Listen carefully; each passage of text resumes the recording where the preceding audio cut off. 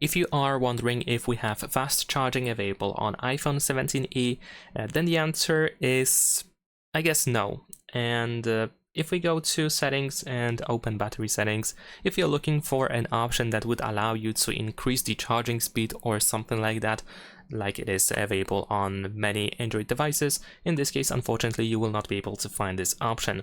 But you might be thinking maybe it is like a built-in feature. If you provide enough watts, then iPhone can charge faster. And I guess in theory, yes, that is the case. But in reality, we have 20 watts charging available on this phone.